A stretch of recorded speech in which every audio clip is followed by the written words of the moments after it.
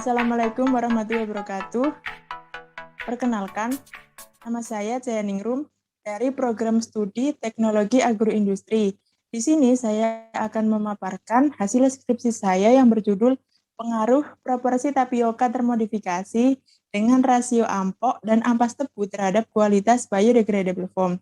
Dengan dosen pembimbing saya, Bapak Azmi Alfian Gabriel, dan dosen penguji saya, Bapak Irfan Adin Kolili dan Ibu Yuni Kurniati. Latar belakang yang saya ambil dalam penelitian ini, yang pertama, semakin hari kemasan styrofoam semakin meningkat. Hal ini dikarenakan sifat dari keunggulan styrofoam yang praktis, ringan, nilai ekonomis yang rendah, dapat menahan suhu panas dan dingin yang baik. Kan tetapi, styrofoam tidak mampu diuraikan oleh mikroorganisme, sehingga lama-kelamaan styrofoam akan menumpuk menjadi limbah. Bahkan, menurut Sarka 2011, styrofoam termasuk penghasil limbah berbahaya terbesar kelima oleh EPA, Environmental Protection Agency. Nah, ketika dilakukan pembakaran, styrofoam akan menghasilkan gas yang sangat berbahaya. Salah satunya adalah stiren poliaromatik hidrokarbon. Oleh karena itu, perlu dilakukan penggantian dari kemasan tersebut. Salah satu bahan yang dapat digunakan adalah menggunakan polimer alam, yaitu pati. Nah, pati ini mengandung amilosa rantai lurus dan amilopektin rantai bercabang. Dengan kandungan amilopektin akan mempermudah proses ekspansi dan menghasilkan produk yang ringan, garing, dan renyah. Salah satu pati yang dapat digunakan adalah pati tapioka. Hal ini dikarenakan pati ini memiliki harga yang murah, persediaan yang melimpah, berkisar 24 juta ton menurut BPS 2013. Menurut penelitian Rusliana 2014, pati tapioka mengandung amilosa 17% yang lebih rendah daripada amilopektin, yaitu 83%. Dengan granula yang mulus dan suhu gelatinisasi 64,3 derajat Celcius. Nah, akan tetapi, pati alami ini memiliki kelemahan seperti kestabilan yang rendah, ketahanan pasta rendah, dan retrogradasi yang tidak stabil akibat pelakuan suhu tinggi. Oleh karena itu, perlu dilakukan modifikasi dengan berbagai cara. Dalam penelitian ini, modifikasi pati yang digunakan adalah hidrolisis asam. Hal ini dikarenakan pada modifikasi tersebut menghasilkan produk dengan berat molekul rendah, mudah larut, penurunan viskositas, dan suhu gelatinisasi. Modifikasi ini juga pernah dilakukan oleh peneliti terdahulu yaitu Hendrawati 2019. Selain menggunakan pati, dalam pembuatan biofoam juga perlu ditambahkan bahan lain seperti serat. Penggunaan bahan pangan berbenturan dengan sifat fungsional bahan pangan tersebut, sehingga serat yang digunakan dalam penelitian ini adalah berasal dari limbah seperti ampas tebu dan ampok, di mana ampas tebu masih mengandung selulosa yang cukup tinggi sekitar 40%. Dan ampok mengandung sekitar 25,2%. Penggunaan pati dan serat dapat menurunkan kompatibilitas dari adonan biofoam. Oleh karena itu, perlu ditambahkan plasticizer berupa gliserol untuk meningkatkan kekompakan dari adonan. Selain itu, dilakukan penambahan polivinil alkohol untuk meningkatkan homogenitas dan magnesium stearat untuk mempermudah pengeluaran dari cetakan. Pada penelitian ini, biodegradable foam digunakan dengan menggunakan rasio pati dan ampok 3:1 dengan dilakukan modifikasi pati asam alkohol, serta menggunakan perbandingan serat ampok dan ampas tebu, yaitu 75:25 dan 50:50. Hal ini didasarkan pada penelitian terdahulu Koniwati 2013. Pada penelitian ini menggunakan perbandingan air dan bahan kering 1:1 untuk meningkatkan kemampuan ekspansi dari adonan. Selain itu, dilakukan penambahan zat aditif magnesium stearat 1,6% dan gliserol 5%. Rumusan masalah dari penelitian ini adalah bagaimana pengaruh proporsi pati tapioka termodifikasi, penambahan serat ampok dan ampas tebu, serta bagaimana formulasi terbaik dalam pembuatan biofoam. Tujuannya adalah untuk mengetahui pengaruh dari proporsi pati tapioka persentase serat ampas tebu dan ampok, serta penggunaan polivinil alkohol pada pembuatan biofoam. Manfaat dari penelitian ini adalah mengurangi limbah kemasan berbahaya, menambah wawasan mengenai pengaruh dari bahan-bahan yang digunakan, serta mengembangkan kemasan yang ramah lingkungan. Selanjutnya, batasan penelitian pada penelitian ini adalah menggunakan 3 variabel, yaitu jenis pati, persentase serat, dan polivinil alkohol. Pengujian yang digunakan hanya berupa pengamatan secara fisik, pengujian daya serap air, densitas, dan kemampuan biodegradabilitas. Penelitian ini dilakukan ketika pandemi sedang berlangsung dengan menggunakan teknologi proses berupa oven. Selanjutnya adalah styrofoam. Kemasan styrofoam ini tersusun dari polimer-polimer bahan kimia aditif yang dapat bermigrasi ke makanan, sehingga dapat membahayakan makanan. Pada zaman dahulu, menurut BPJ 2015, bahan pembuat styrofoam yaitu polistirena digunakan sebagai insulator pada bahan konstruksi bangunan.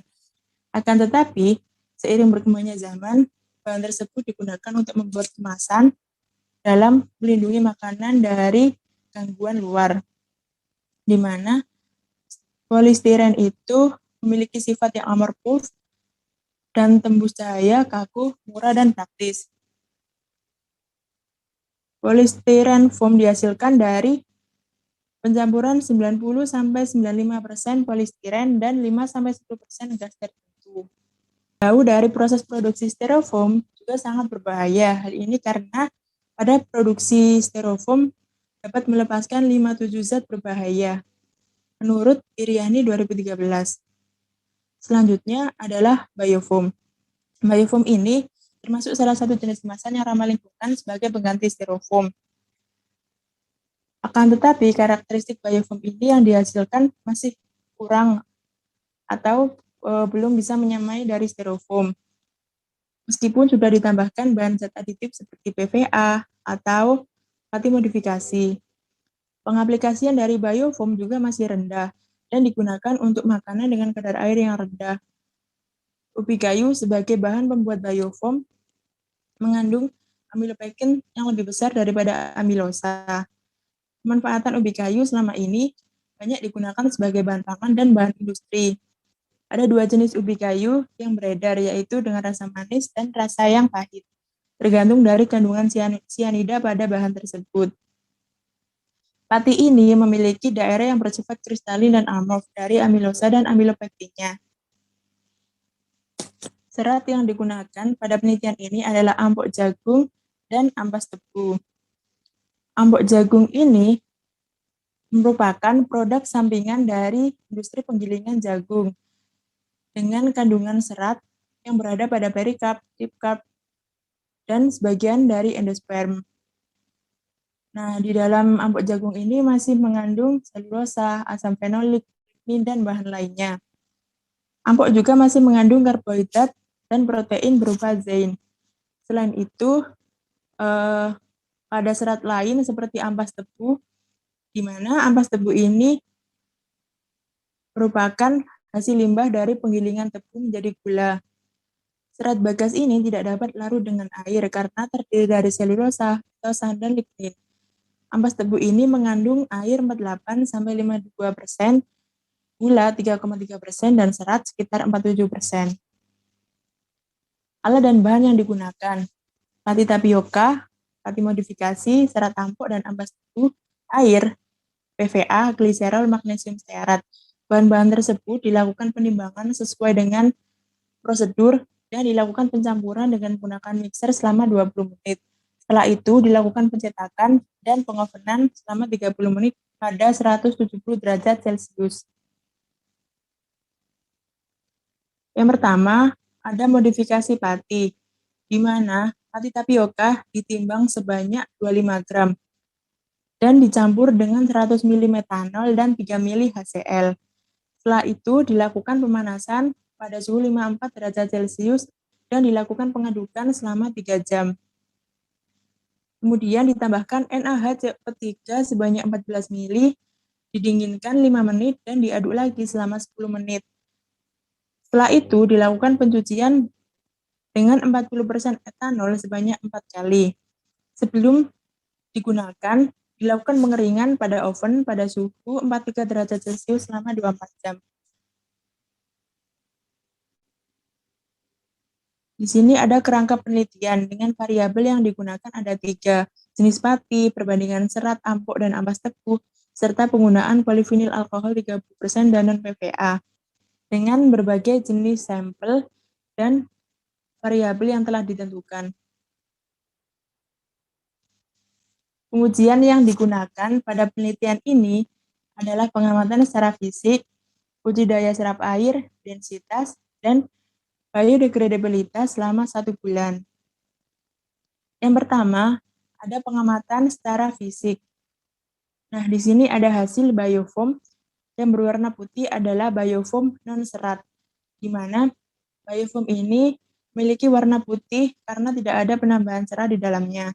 Selain itu, tekstur dari biofoam sampel P2X lebih keras daripada sampel P1X. Hal ini dikarenakan pada sampel P2X menggunakan pati modifikasi hidrolisis asam alkohol. Pada pati yang sudah dimodifikasi akan mengalami degradasi bagian amorf menjadi nanokristalin, sehingga pati tersebut bersifat hidrofobik, yang menyebabkan tekstur dari biofoam yang dihasilkan menjadi lebih kaku dan keras. Nah, selanjutnya ada sampel dengan menggunakan serat. Di sini memiliki warna yang lebih gelap, yaitu coklat. Hal ini dikarenakan pada serat yang digunakan masih mengandung protein, sehingga ketika dipanaskan akan mengalami denaturasi dan merubah warna biofoam menjadi coklat. Selain itu, penggunaan suhu yang tinggi, yaitu 170 derajat Celcius, dapat mengubah adonan menjadi warna yang lebih gelap. Pada hasil pengamatan secara fisik, didapatkan salah satu permukaan biofoam yang retak. Hal ini dikarenakan pada sampel yang permukaannya retak memiliki adonan yang tidak rata ketika dilakukan pencetakan, sehingga menyebabkan ekspansi secara maksimal. Selanjutnya, sampel dengan menggunakan pati modifikasi dengan warna coklat dan tekstur yang keras serta kaku. Hal ini dikarenakan pati modifikasi terjadi pemotongan ikatan alfa 1,4 glikosidik pada amilosa dan alfa 1,6 glikosidik pada amilopektin, sehingga menyebabkan permukaan biofoam menjadi lebih kaku.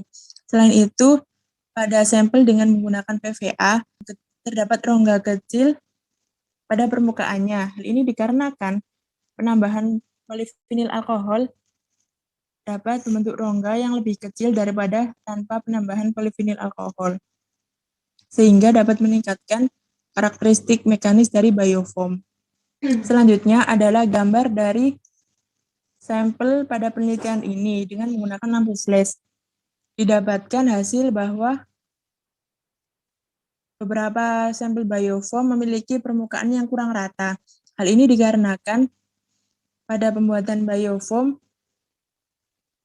pencampuran adonan kurang homogen, sehingga material kurang berikatan antara satu dengan yang lainnya. Selanjutnya adalah pengujian densitas, di mana sampel tanpa serat memiliki densitas yang lebih rendah daripada sampel dengan menggunakan serat. Hal ini dikarenakan pada sampel dengan tanpa serat membentuk rongga yang lebih besar, karena tidak ada yang menghambat proses ekspansi. Selanjutnya, pada penggunaan serat ampas tebu yang lebih tinggi daripada ampok memiliki densitas yang lebih tinggi. Hal ini dikarenakan kandungan selulosa dari ampas tebu lebih tinggi, sehingga dapat meningkatkan densitas dari biofoam. Rata-rata memiliki densitas yang hampir sama dan tidak berbeda secara signifikan. Hal itu dikarenakan jenis pati sangat berpengaruh terhadap densitas. Pada penelitian ini menggunakan oven dan pada penelitian terdahulu menggunakan thermopressing dengan prinsip pemberian penekanan ketika dilakukan pencetakan. Selanjutnya adalah pengujian daya serap air. Dari pengujian ini didapatkan biofoam tanpa serat memiliki daya serap air yang lebih tinggi daripada biofoam dengan menggunakan serat, dan pati modifikasi. Hal ini dikarenakan pati alami memiliki sifat yang hidrofilik sehingga mudah untuk menyerap air. Kemudian pada biofoam dengan persentase pati ampas tebu yang lebih tinggi daripada ampok juga mempengaruhi daya serap airnya karena kandungan selulosa dan pati modifikasi yang bersifat hidrofobik. Sama halnya dengan pengujian densitas. Di sini juga dilakukan pengujian ANOVA dan Duncan untuk mengetahui perbedaan dari setiap sampelnya. Dan didapatkan bahwa sampel dengan perbandingan ampas tebu lebih banyak daripada ampok tidak berbeda secara signifikan dengan sampel yang menggunakan pati modifikasi. Selain itu, pada persentase daya serap air ini lebih tinggi dari persentase daya serap air penelitian terdahulu. Hal ini dikarenakan pada penelitian ini memiliki teknologi proses yang berbeda, yaitu menggunakan oven. Pengujian biodegradabilitas. Pada pengujian ini, bahan yang digunakan sangat berpengaruh pada kemampuan biodegradabilitas, seperti pati modifikasi, penambahan serat, yang dapat menurunkan biodegradabilitas dari biofoam. Nah, pada pengujian ini memiliki nilai yang lebih tinggi daripada penelitian terdahulu. Hal ini dikarenakan ketika dilakukan penimbangan dari biodegradabilitas biofoam, banyak biofoam yang sudah rapuh dan tercampur dengan tanah. Selain itu, biofoam yang ditimbang masih ada beberapa tanah yang menempel sehingga dapat meningkatkan massa dari biofoam tersebut. Pengaruh daya serap air terhadap kemampuan biodegradabilitas. Dari diagram scatter diketahui bahwa hubungan antara dua variabel tersebut memiliki korelasi yang positif, di mana peningkatan nilai variabel X, yaitu daya serap air, menyebabkan variabel Y, yaitu kemampuan biodegradabilitas juga meningkat, akan tetapi memiliki hubungan korelasi yang lemah. Kemampuan biodegradabilitas tidak hanya dipengaruhi oleh daya serap air dari biofoam, di mana urutan dekomposisi bahan dari yang paling cepat ke yang paling lemah adalah gula, pati, protein sederhana, protein kompleks, hemiselulosa, selulosa, dan lignin. Sehingga perlu dilakukan identifikasi kandungan dari bahan yang digunakan dalam pembuatan biofoam untuk mengetahui kemampuan biodegradabilitasnya. Kesimpulan dari penelitian ini adalah persentase serat ampas tebu dan ampok yang berbeda berpengaruh dalam menurunkan daya serap air dan kemampuan biodegradabilitasnya. Penambahan polivinil alkohol 30% dapat meningkatkan densitas, meningkatkan kemampuan biodegradabilitas, dan menurunkan persentase daya serap airnya. Sedangkan pada modifikasi pati, berpengaruh dalam penurunan daya serap air dan biodegradabilitasnya. Sedangkan pada pengujian densitas tidak terlalu berpengaruh secara signifikan. Sekian presentasi dari saya. Apabila ada salah kata, mohon maaf. Terima kasih. Wassalamualaikum warahmatullahi wabarakatuh.